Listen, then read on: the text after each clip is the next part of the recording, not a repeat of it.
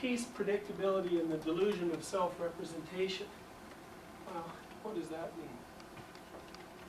Well, if you can predict something, as a general rule, it's hard to determine why it is that you think you understand something when you think you do.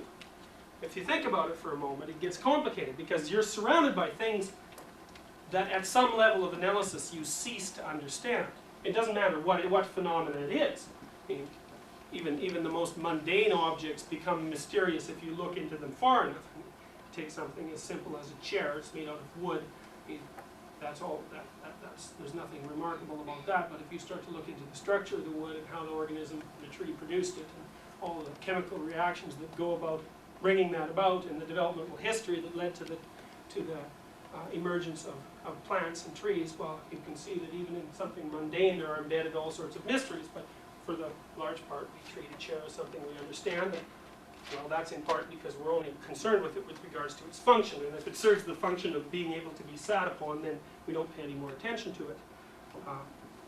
So we think that if we can predict the behavior of something, that we understand it. So, in peace, when we observe ourselves acting peacefully, we presume that we've got ourselves under control, that we actually do understand about each other because we can predict the behavior of others and we can predict our own behavior. And that deludes us into thinking that therefore our models of ourselves are actually accurate representations of what we're like. Well, the problem is, in wartime, we don't act like we do in times of peace, but then, of course, during wartime, when people are committing violent and socially aggressive acts, they don't really have all that much time to sit around and self-reflect. So it's not time to be building models about who it is that you are and why it is that you're that way. You're too busy doing whatever it is that you happen to be involved in to protect your territory or to take someone else's territory or to expand your ideological dominion or whatever it is. In peaceful times, we look at ourselves and we see ourselves behaving peacefully and predictably and nicely, and we make the presupposition that as a consequence, that's what we're like and that we also understand ourselves.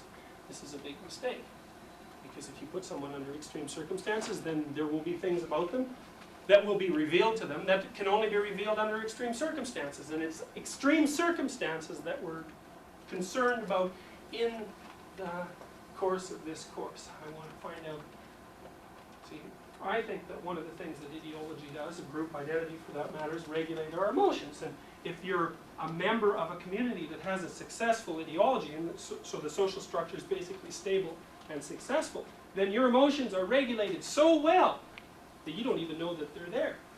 Which is to say that you're protected by something that you don't understand from something that you don't comprehend. And what I want to do is open the gates a little bit and let you see what's underneath your comfortable social identities and what it is that you're protected from by the weight of your history.